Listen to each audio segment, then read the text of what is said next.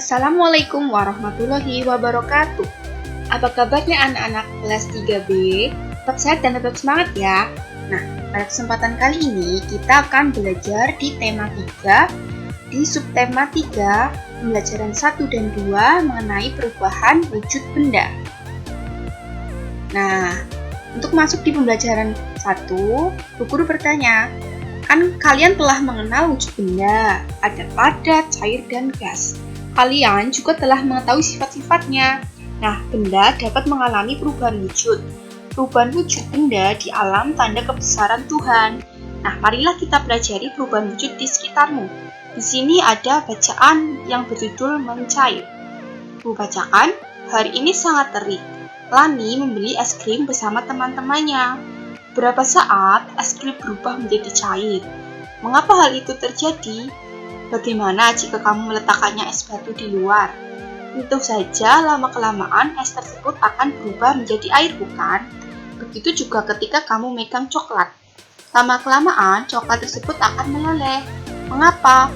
Coklat meleleh karena terkena panas tanganmu. Nah, perubahan wujud dari padat menjadi cair disebut mencair atau meleleh, atau bisa juga disebut melebur. Nah, itu ya diilustrasikan jika ada es krim yang sedang dipegang oleh ini, contohnya Lani, akan mencair ya karena terkena panas tanganmu atau juga panas sinar matahari. Nah, setelah tadi membaca wacana di atas ya, marilah kita menjawab pertanyaan berikut. Yang pertama, apa yang disebut mencair? Ya, betul. Mencair adalah perubahan wujud dari padat menjadi cair ya. Ingat-ingat, padat menjadi cair itu namanya mencair. Kemudian, pernahkah kamu melihat proses mencair lainnya? Pernah ya, nah itu dalam kehidupan sehari-hari. Nah, setelah itu, berikan contoh proses mencair dalam kehidupan sehari-hari. Ada contohnya es batu mencair menjadi air, ada lilin meleleh ketika dibakar, kemudian mentega yang dipanaskan juga lama-lama menjadi minyak ya. Nah, pada wacana di atas, proses mencair terjadi pada es. Apakah proses mencair terjadi juga pada logam? Nah, jawabannya ya, karena proses mencair juga terjadi pada logam.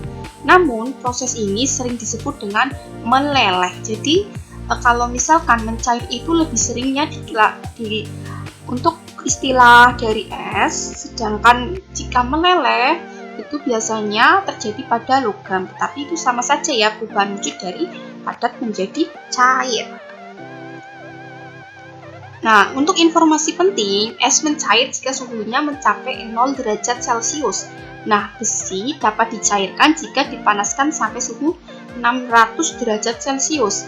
Setiap benda mulai mencair pada suhu yang berbeda-beda. Nah, suhu di mana benda mulai mencair disebut titik leleh. Jadi titik leleh suatu benda itu berbeda-beda. Nah, kita akan mengamati ya, apakah kamu menyukai coklat? Nah, coklat adalah makanan yang digemari anak-anak. Coklat mudah mencair jika disimpan di luar ruangan. Nah, perhatikan kemasan coklat di bawah ini. Manakah coklat yang paling berat? Jelas yang paling berat ini dilihat dari gambar itu coklat yang ini berapa? 120 gram ya. Nah, ini yang kedua ada 70 gram. Yang terakhir ada 60 gram. Nanti anak-anak bisa melihat untuk perbandingan berat yang sudah diajarkan kemarin ya. Mulai tentang gram. Jadi yang paling besar itu yang 120 gram. Nah, hari ini Lani berulang tahun. Lani akan merayakan bersama teman-temannya. Ibu ingin membuatkan kue coklat untuk Lani. Nah, bahan untuk membuat kue coklat itu ada. Bahan-bahannya ini ya, bisa dibacakan. Ada 8 butir kuning telur, 200 gram gula tepung, setengah sendok teh garam, 5 butir telur yang diambil putihnya. Terus bahan yang dicampur menjadi satu ada 1 sendok teh baking powder, ada 25 gram coklat bubuk, 125 gram mentega, 25 gram maizena, dan 1 kg coklat masak. Nah, dari resep yang sudah Ibu bacakan, tuliskan satuan baku yang digunakan pada resep di atas. Satuan baku adalah satuan standar. Nah, tuliskan pada kolom berikut. Jadi, kita mencari satuan baku dari bahan yang sudah disebutkan. Nah, jawabannya itu gram dan kilogram. Karena ya, satuan standar milik berat atau massa itu gram dan kilogram ya. Nah, tadi kita sudah menuliskan satuan baku. Sekarang, satuan yang digunakan pada resep ada yang tidak baku. Nah, dapatkah kamu menemukannya? Nah, kalau tadi kita mencari satuan baku, kemudian kita mencari lagi satuan yang tidak baku. Ya, ternyata yang tidak baku itu ada butir dan SDT. SDT itu singkatannya dari sendok teh, ya. Oke. Nah, di sini ada latihan soal. Yang pertama mengenai Lani membutuhkan sirup untuk membuat es buah. Berat satu botol sirup itu 600 gram. Jadi berapa gram berat dari 3 botol sirup? Nah, kita lihat dulu ada berapa botol. Ada 3 ya, 3 botol sirup. Nah, setiap satu botol sirup ini ternyata beratnya 600 gram. Maka untuk mencari seluruh berat dari 3 botol itu dengan 3 dikalikan 600 gram. Jadi jawabannya 1800 gram. Oke, soal yang kedua, buah yang digunakan untuk membuat es beraneka ragam. Nah, perhatikan berat buah pada timbangan. Ini ada mangga dan juga ada stroberi ya. Nah, berapa gram berat semua buah tersebut? Maka kita menuliskan satu terlebih dahulu. Nah, di sini 1 kg itu sama dengan, ingat-ingat, 1000 gram ya. Terus berat, ini apel ya. Berat apel itu 20 kg. Nah, jika 1 kg itu 1000 gram, maka jika 20 kg itu sama dengan 20.000 gram ya. Dilihat ya.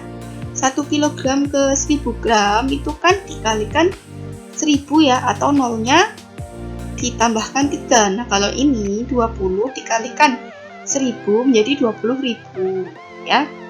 Kemudian berat stroberi 30,3 kg.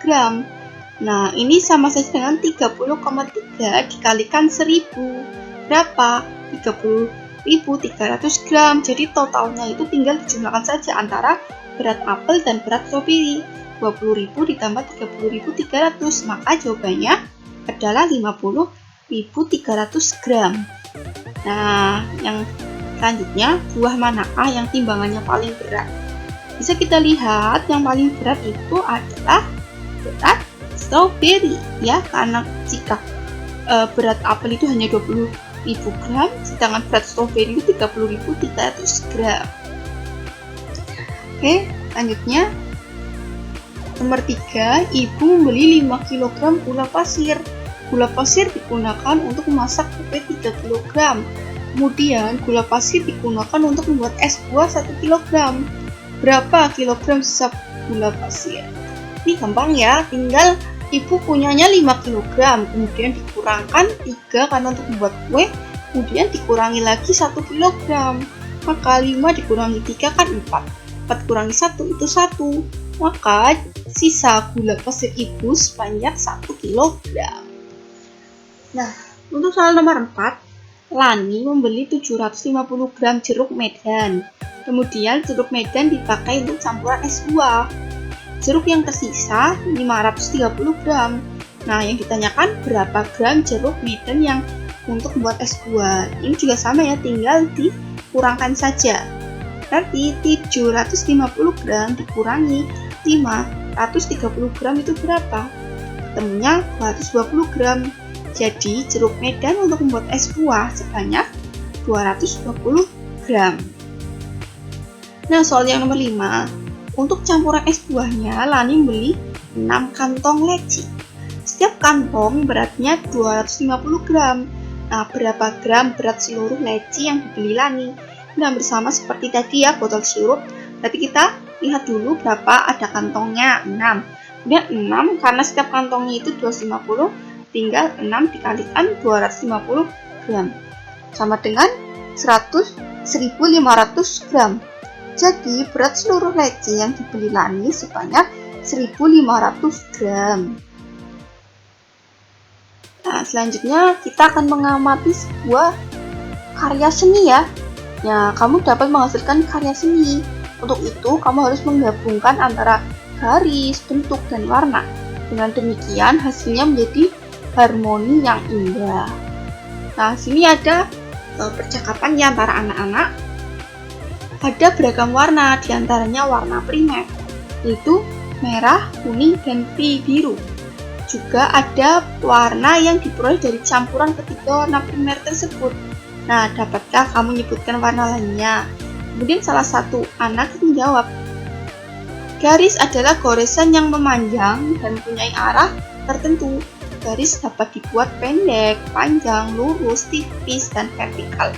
Horizontal, melengkung, berombak, halus, tebal, miring, patah-patah, dan masih banyak lagi sifat lainnya.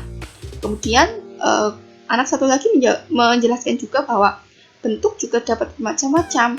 Di antaranya ada bulat, segi, tidak beraturan, dan sebagainya. Nah, ini tadi ada gambar ya mengenai karya seni rupa. Nah, di dalam suatu karya seni itu terdapat unsur garis.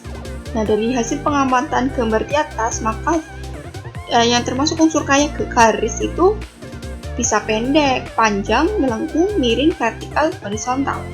Kemudian untuk unsur karya bentuk itu banyak ya, berbentuk persegi, bulat, tidak beraturan, mungkin segitiga, segi empat, dan sebagainya banyak. Dan warna juga beraneka ragam ya. Ada di sini contohkan kuning, merah, hijau, hitam, putih, biru, ungu, dan sebagainya ya. Nah, sini ada ilustrasi. Siswa di sekolah ada peran masing-masing. Contohnya di SD Nusantara, tempat Siti dan teman-temannya bersekolah.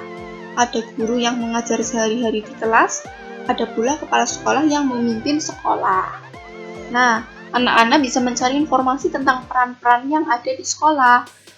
Nah, kemudian bisa diisikan di tabel. Ini contohnya ya. Kalau di sekolah kita memilih guru. Nah, guru itu berperan dalam mengelola pembelajaran di kelas dan mengatur administrasi kelas. Kemudian ada kepala sekolah ya.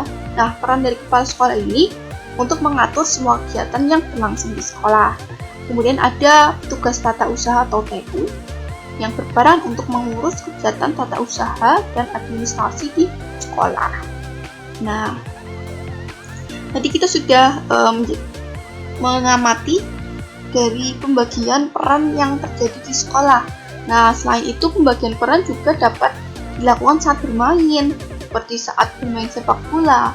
Saat bermain sepak bola, ada yang berperan sebagai penjaga gawang atau kiper ya, ada yang sebagai penyerang, dan juga ada yang sebagai pemain belakang.